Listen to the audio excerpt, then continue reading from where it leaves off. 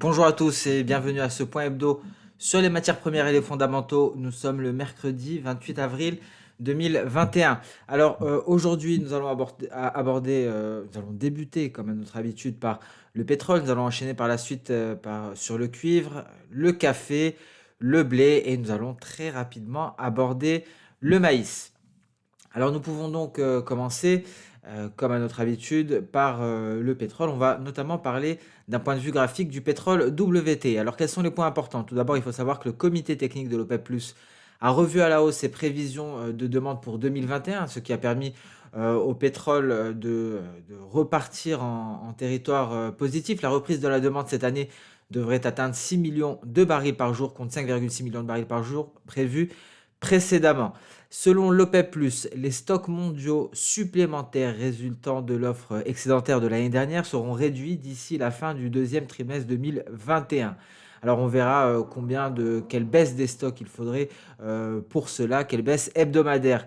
Une baisse qui devra atteindre 1,2 million de barils par jour contre une prévision précédente de 0,8 million de barils par jour. Nous allons voir cela graphiquement et voir sur quoi l'OPEP+ se base. La pandémie de coronavirus reste un risque considérable pour le marché pétrolier, notamment pour la stabilisation de la demande et des prix, notamment suite à la détérioration de la situation en Inde, au Japon et au Brésil. On notera que les délégués de l'OPEP+ se réuniront aujourd'hui afin de décider s'il convient de modifier ou non la politique actuelle en augmentant la production de 2 millions de barils par jour au cours des 3 prochains mois. Et on terminera par justement ces négociations nucléaires entre l'Iran et les États-Unis qui devraient reprendre très prochainement à Vienne. On passe à présent sur ce graphique. Donc ici, on retrouvera la moyenne de 2015-2019, très importante. Elle est en vert parce que cette moyenne en vert graphiquement est utilisée par l'OPEP+ comme point de référence. Pour l'heure, il faut savoir que les stocks de pétrole brut aux États-Unis, voici 2021, restent supérieurs à hauteur de 500 millions de barils, reste inférieur, pardon, à hauteur de 500 millions de barils. Alors, pour réduire cette offre excédentaire, il faut que les stocks tombent à 464 millions de barils d'ici la fin du mois de juin. On le voit ici, le mois de juin, et cela nous permettrait d'aller rejoindre cette moyenne de 2015 à 2019 qui sert de référence aux pays membres de l'OPEP+. Et donc, il faudrait, pour atteindre cet objectif, une baisse des stocks à hauteur de 3 millions de barils par semaine en moyenne. Alors, est-ce qu'on va y arriver? C'est la question. En tout cas, on pourra le constater semaine après semaine. Donc, voilà pour ce point de référence des pays membres de l'OPEP+. Voilà la target, l'objectif que souhaiterait atteindre le cartel. Et donc pour cela, des stocks qui devraient se réduire. On doit assister à une destruction des stocks à hauteur de 464 millions de barils d'ici la fin du mois de juin, aux alentours du 28 juin environ. On passe à présent à l'aspect technique. À très court terme, nous avions un signal Ishimoku qui a été validé. On a atteint la première résistance aux alentours des 63,60 $. Ça correspond plus ou moins à un palier de SSB. Alors, est-ce que les stocks hebdomadaires vont permettre au cours du pétrole brut, au cours du pétrole WT, de se hisser au-dessus de ce niveau afin d'aller chercher la prochaine résistance en vue, 66,40 $? La réponse, normalement, vous devriez l'avoir après la publication de cette vidéo. Notez que Goldman Sachs s'attend à des cours du pétrole à 80 $ et on peut s'attendre à une réelle reprise de la demande cet été. Nous allons passer à présent au métal rouge, le copper. Alors tout d'abord, les points clés, à savoir, il y a eu un récent sommet il y a eu récemment un sommet sur le climat. Joe Biden y a participé et il a conforté les investisseurs sur le fait que la demande de cuivre devrait continuer à augmenter dans les prochaines années dans un contexte d'investissement massif dans les énergies vertes et les véhicules électriques. Alors, pour le moment, le métal rouge s'échange légèrement au-dessous de ces niveaux records et la hausse que l'on a pu constater récemment nous laisse penser que le cuivre est encore dans une première phase, une première jambe haussière, première phase de sa tendance haussière. Alors, ce qu'il faut noter, c'est qu'il y a des données en provenance de Chine qui ne sont pas très optimistes à court terme, hein. Les stocks de cuivre sont élevés en Chine. La baisse de la prime de prix indique que la Chine dispose de suffisamment de stocks de cuivre afin de réaliser les investissements prévus dans le pays. On notera également l'impulsion du crédit en Chine qui s'est replié hein, récemment, il y a quelques semaines de cela, ce qui laisserait présager un ralentissement. Je vous rappelle le lien très fort entre l'impulsion du crédit en Chine et les cours du cuivre. Alors, ce qu'il faut savoir, c'est que la crainte actuelle, c'est qu'il y ait peu de nouveaux projets d'expansion et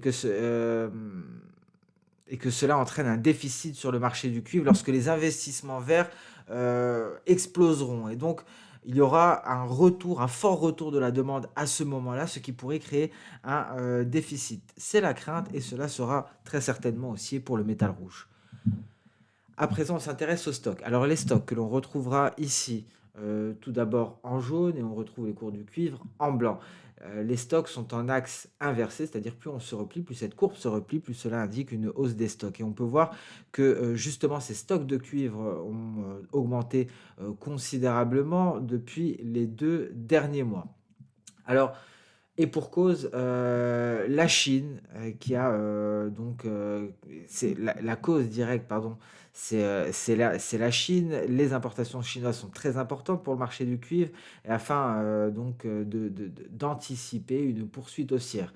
Pour l'heure, on marque une pause. Nous l'avons dit, il y a également un lien avec l'impulsion du crédit en Chine qui a ralenti, qui commence à se replier. Il y a un lag de quelques mois pour avoir un effet sur les cours, mais pour l'heure, les perspectives restent haussières tout de même sur le cuivre. En atteste ce graphique, et si on venait à reproduire le scénario passé, on pourra atteindre les 12 000 $ la tonne d'ici 24 à 26 mois à partir du récent creux que l'on retrouve à ce niveau-là. C'est-à-dire que les 12 000 $ seraient atteints aux alentours de la mi-2022.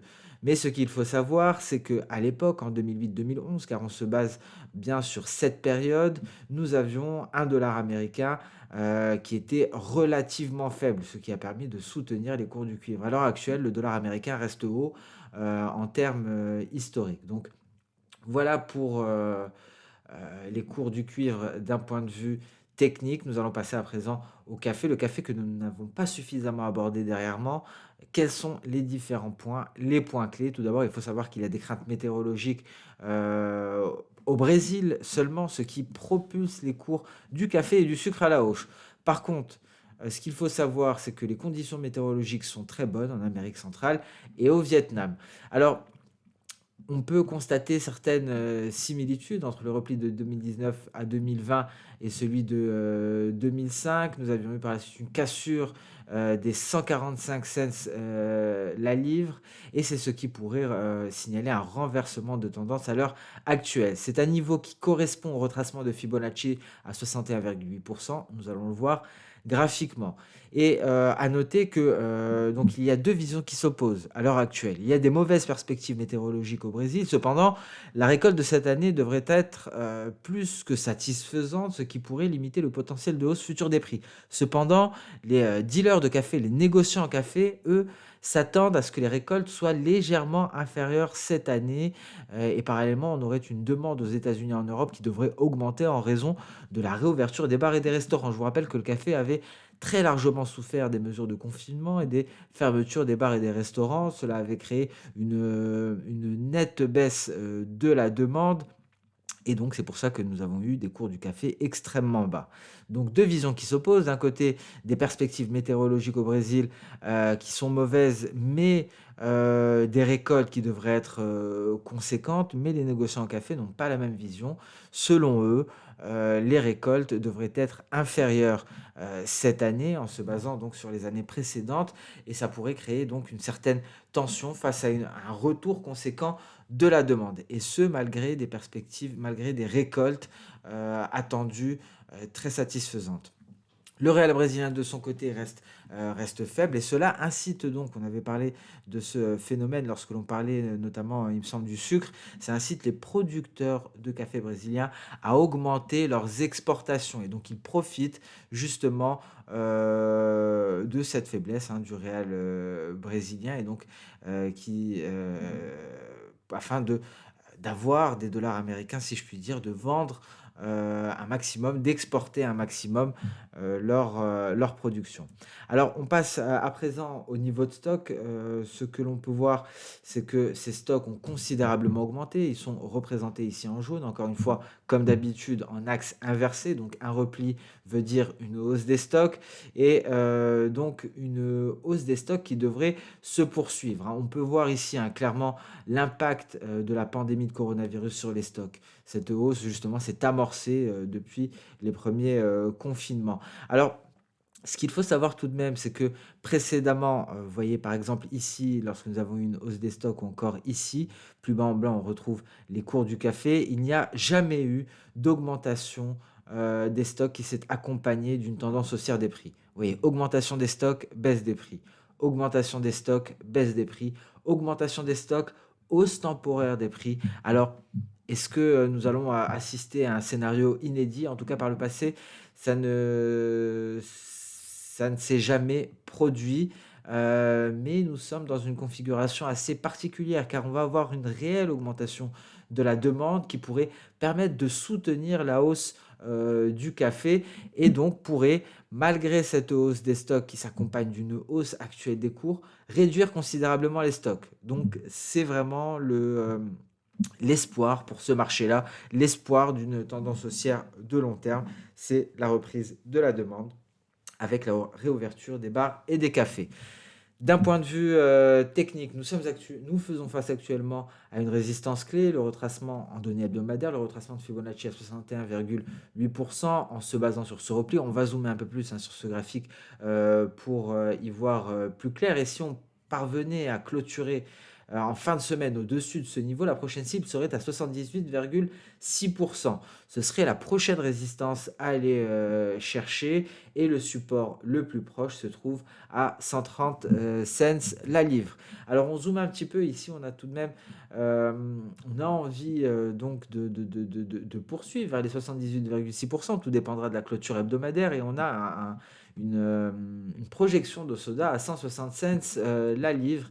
Projection qui est issue de cette vague ici, qui nous donne une projection V légèrement au-dessus des 78,6%. Donc en cas de clôture au-dessus des 61,8, cette hausse pourrait s'étendre jusqu'à 160 cents, au minimum 157 cents. En tout cas, c'est ce que nous indiquent les données techniques. Prudence ici à cette divergence baissière de RSI tout de même.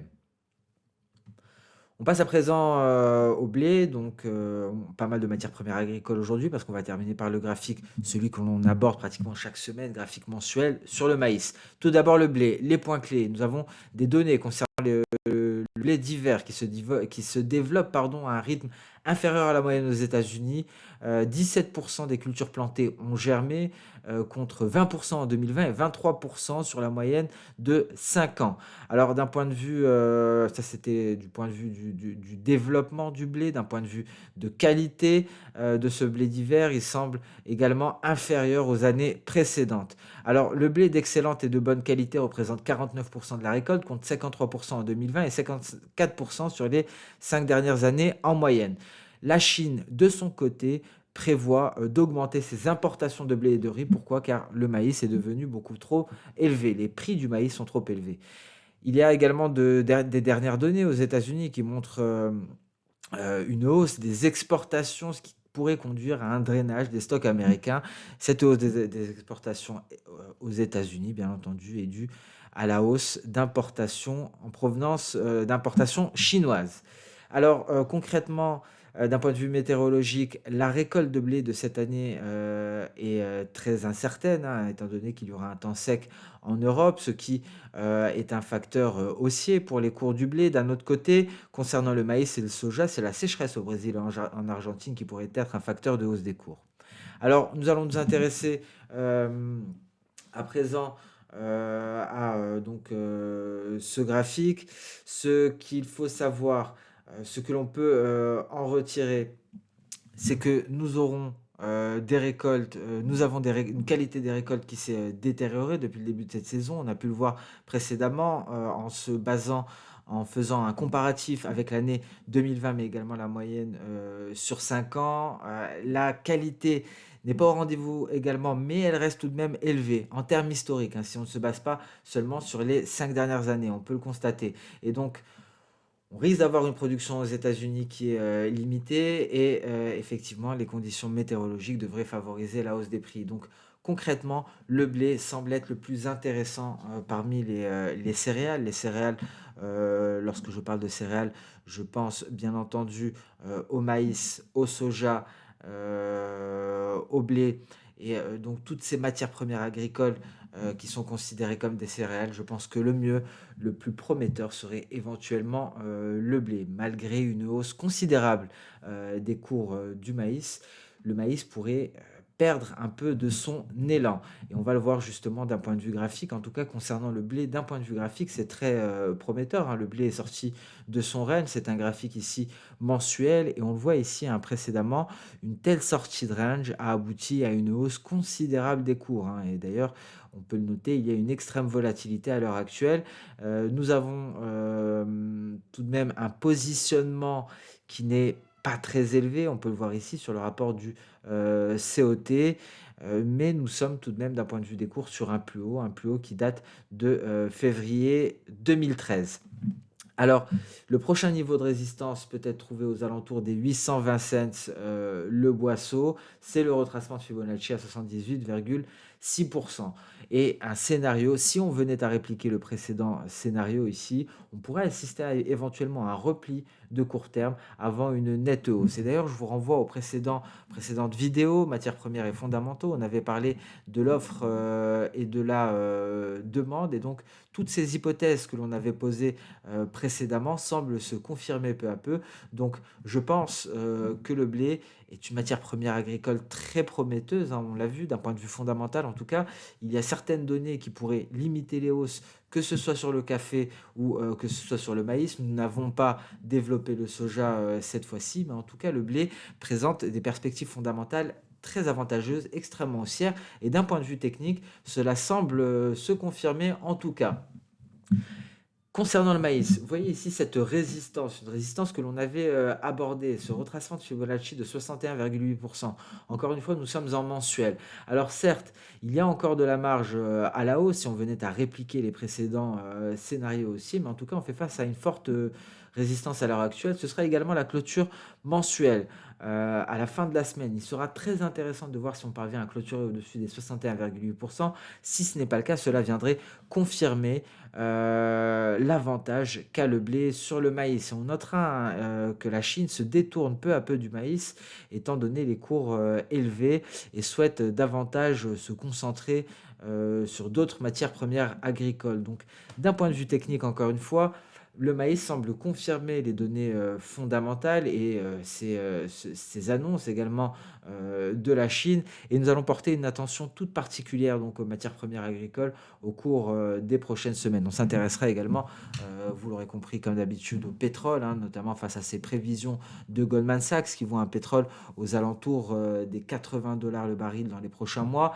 Mais je pense que d'un point de vue des matières premières, les matières premières agricoles seront fascinantes au cours des prochaines semaines, voire des prochains mois. Et sur ce, donc, nous mettons un terme à cette vidéo, matières premières et fondamentaux. Je vous remercie pour votre fidélité, pour votre temps. On se donne rendez-vous dès demain pour le prochain Good Morning Market. On suivra ces matières premières de manière quotidienne.